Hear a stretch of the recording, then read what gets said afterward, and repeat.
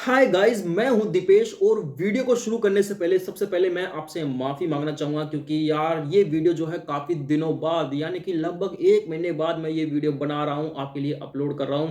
Actually कुछ personal problems हो गई थी और कुछ थोड़ा बहुत टाइम भी नहीं मिल पा रहा था बिल्कुल भी मुझे, तो जिस चक्कर में मैं वीडियो बिल्कुल भी नहीं बना पाया।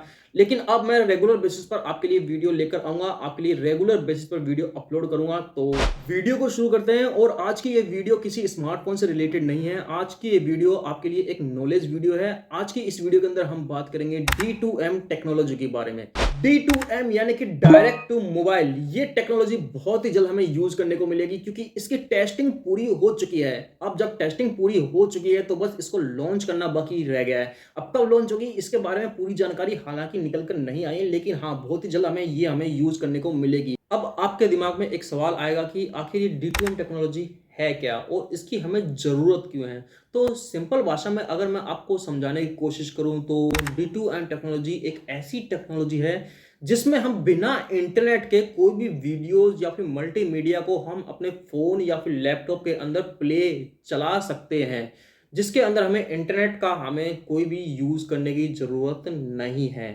अब इस D2M टेक्नोलॉजी को लाने का मेन मोटिव क्या है? इस D2M टेक्नोलॉजी को लाने का मेन मोटिव ये है कि अभी फिलहाल जो भी हमें वीडियो प्ले करते हैं, कोई भी वीडियो ऑनलाइन देखते हैं, उसको देखते समय हमें जो भी कोई बफरिंग का सामना करना पड़ता है, कोई भी नेटवर्क इश्यू का सामना करना पड़ता है, वो हमें फेस ना करना पड़े। इसकी कमी को पूरा करने के लिए, बफरिंग की कमी को पूरा करने के लिए, नेटवर्क इश्यू की कमी को पूरा करने के लिए ही ये D2M टेक्नोलॉजी लाई जा रही है। अगर ये D2M टेक्नोलॉजी लॉन्च की जाती है यानी कि टेस्टिंग इसकी पूरी हो चुकी है, बस लॉन्च करना बाकी रह गया है, आ जाती है D2M टेक्नोलॉजी, तो हमें ये बफरिंग और नेटवर्क इश्यू का सामना करना नहीं पड़ेगा। हम आसानी से काफ़ी स्मूथली बिना किसी रोक टोक के हम वीडियो प्ले कर पाएंगे, वो भी विदाउट इंटरनेट का यूज़ किए।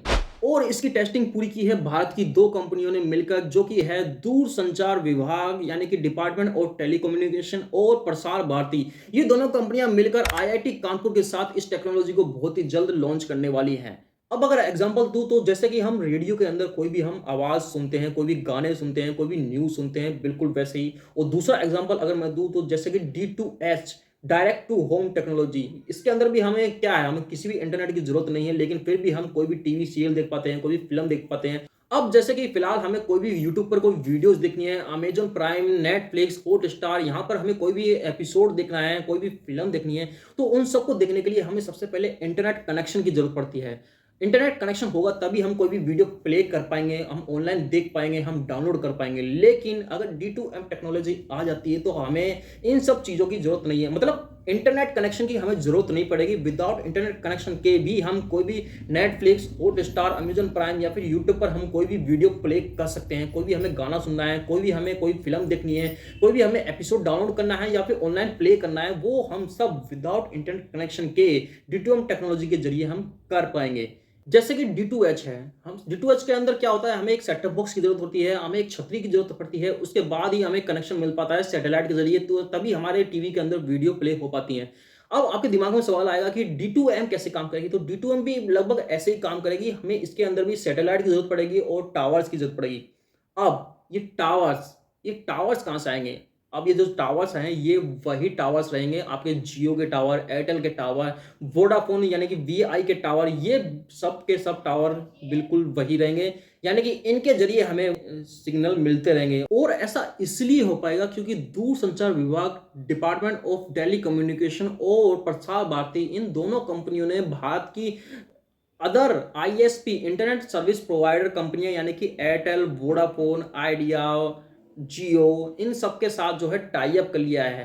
क्योंकि ऑब्वियसली सीधी सी बात है, अगर D2H है, डायरेक्ट टू होम है, उसको काम करने के लिए हमें रिसीवर की जरूरत पड़ती है, जो कि हमारी छत पर लगता है, एक छतरी लगती है, उसके बाद ही सैटेलाइट के जरिए हमारी छतरी के ऊपर सिग्नल आता है। वैसे ही D2M को अगर काम करना है तो उसके लिए भी रिसीवर की जरूरत है। तो रिसीवर कहाँ से आएगा? रिसीवर वो टावर बनेंगे, जियो, एयरटेल, वोडाफोन, ये रिसीवर का काम करेंगे और सैटेलाइट के जरिए टावर्स में आएंगे सिग्नल, उसके बाद हमारे फोन के अंदर सिग्नल आएंगे। तो इस तरह से ये टेक्नोलॉजी काम करेगी।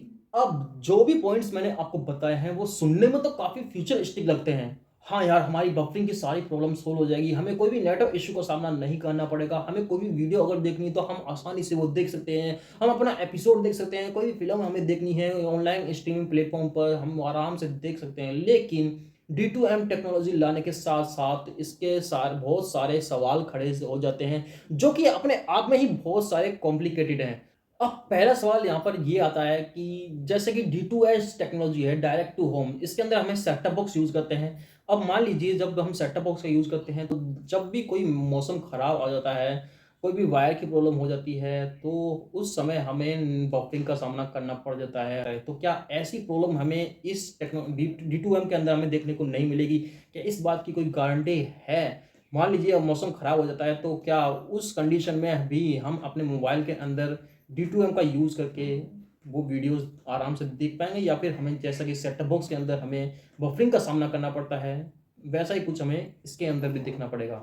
अब दूसरा सवाल ये खड़ा हो जाता है कि ये जो भी रिसीवर टावर होंगे वो ये इतना सारा लोड झेल पाएँगे?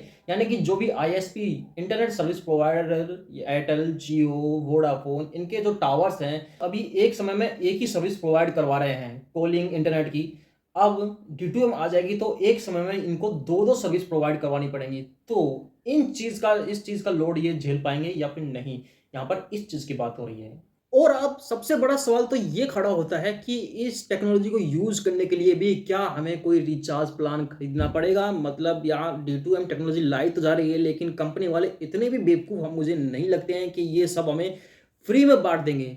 तो ये सवाल ज़रूर खड़ा होता है कि ये D2M टेक्नोलॉजी क्या हमें फ्री में यूज़ करने को मिलेगी? अब इसके बाद एक सवाल और आता है कि D2M टेक्नोलॉजी आ रही है वीडियोज़ की बफरिंग की प्रॉब्लम को सोल्व करने के लिए। तो क्या ये सिर्फ़ वीडियोज़ प्ले करने के लिए ही यूज़ होगी? अगर ऐसा है तो फिर हम बाकी की जो इंटरनेट वेबसाइट हैं वो कैसे यूज़ करें? कोई भी गूगल हमें यूज़ करना है, हमें ईमेल यूज़ करना है, तो फिर उनको यूज़ करने के लिए तो हमें इंटरनेट की ज़रूरत पड़ेगी ही।